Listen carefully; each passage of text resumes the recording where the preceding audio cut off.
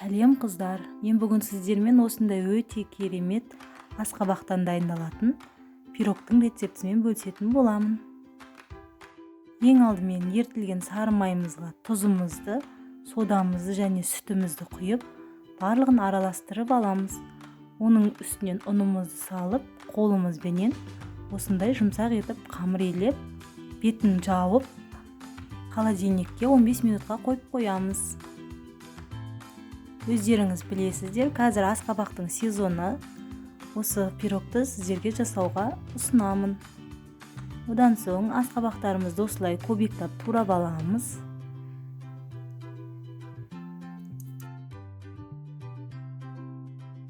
Екі пиязымызды тураймыз.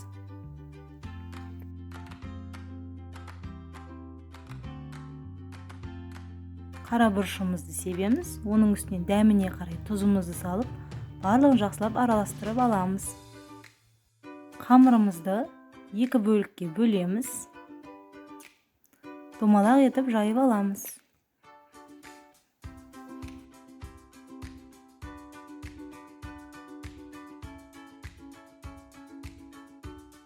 Пергамент қағазымызға орналастырамыз. Үстінен дайын болған начинкамызды саламыз.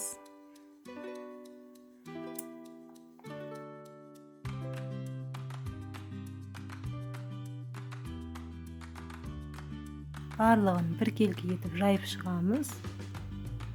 Енді екінші қамырымызды домалақ етіп жайып, үстінен орналастырып шығамыз.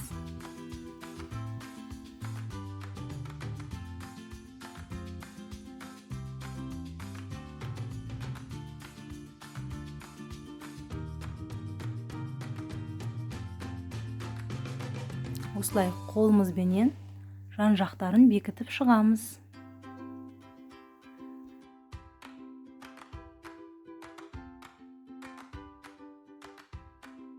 Үстінен жұмыртқамыздың сарысын жағып шығамыз.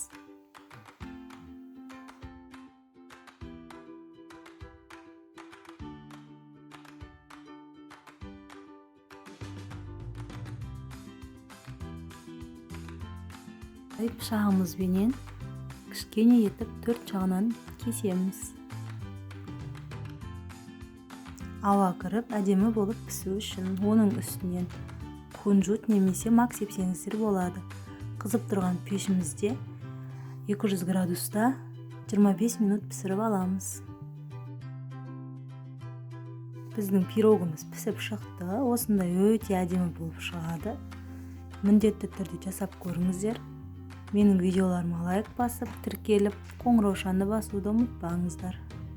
Барлықтарыңызға ас болсын.